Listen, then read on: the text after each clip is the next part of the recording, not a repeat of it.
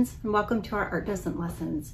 Next month, we'll have a few Art Docent lessons that our art students can use to create a personal, inspiring piece of art.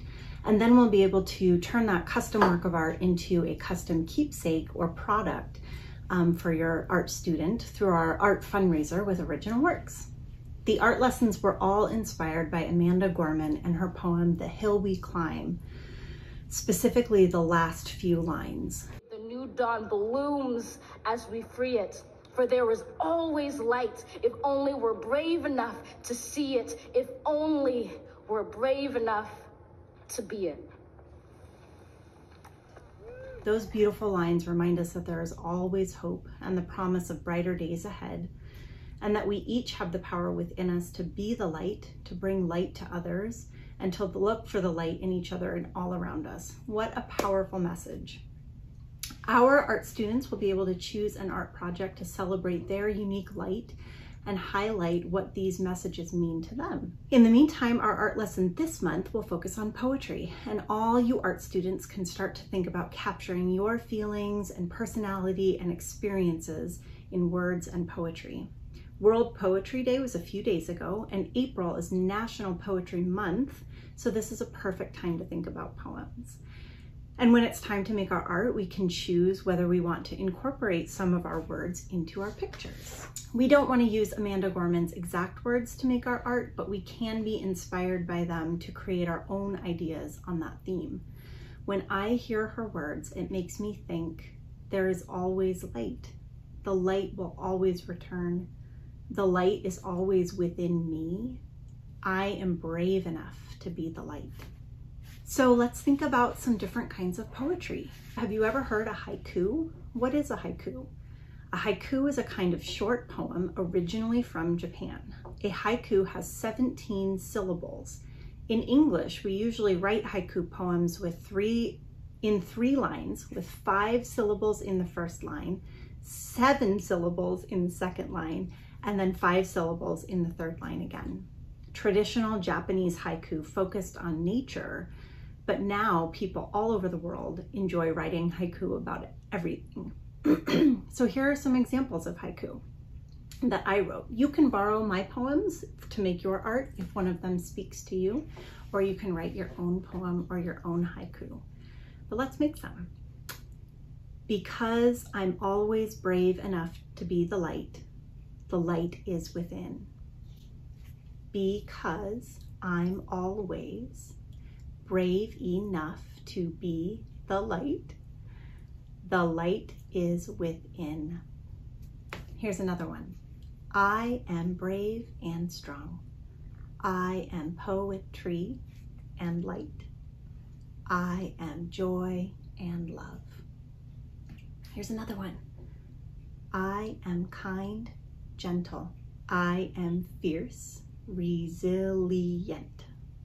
I will not give up. I am a leader.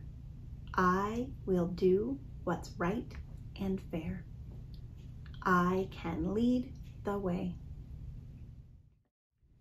I will share the light.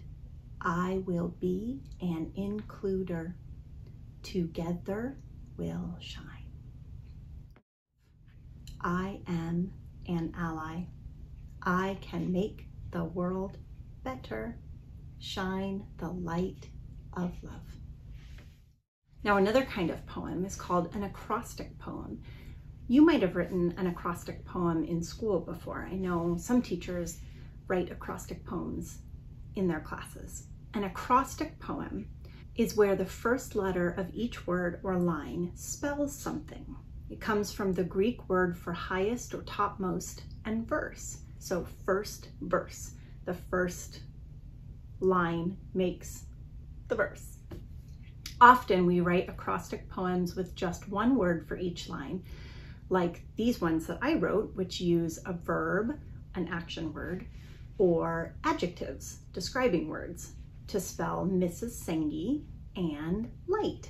Here are the ones that I wrote from Mrs. Sengi. Motivate, raise, show, spark, engage, navigate, glow, exhilarate. And here's one I wrote for light using adjectives or describing words. Luminous, illuminating, glowing, healing, triumphant.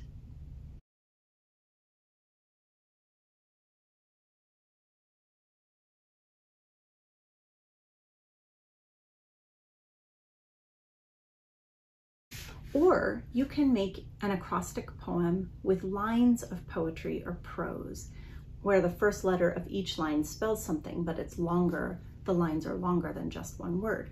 So I made an acrostic poem that spells shine, but it uses longer sentences instead of just one word. Shine your light however you can, into the darkness, near, far, and everywhere. Some poems have structure and rules and follow different rhyming schemes or patterns. You have probably read some books by Dr. Seuss and Shel Silverstein, and they both use lots of different kinds of rhyming structures and schemes and patterns in their books. But some of my very favorite poets and poems break all the rules and have no rules at all. Here is one of my most favorites, I Carry Your Heart by E.E. Cummings. I will read it to you, and as you read along with me, you'll notice that the poet did not follow the rules of grammar at all, and that the way he organizes the words makes almost a picture of the poetry. I carry your heart with me. I carry it in my heart. I'm never without it. Anywhere I go, you go, my dear, and whatever is done by only me is your doing, my darling. I fear no fate, for you are my fate, my sweet. I want no world, for beautiful you are my world, my true, and it's you are whatever a moon has always meant, and whatever a sun will always sing is you. Here is the deepest secret nobody knows. Here is the root of the root, the bud of the bud, and the sky of a tree called life, which grows higher than our soul can hope or mind can hide. Here is the wonder that's keeping the stars apart. I carry your heart. I carry it in my heart. And here is another of my favorite poems by Kate Baer. And you can see that she also organizes her words almost like she is painting a picture with her poetry. I could ask you to love me. Instead, I hope you meet the earth where she bruises and know your place in the history of things.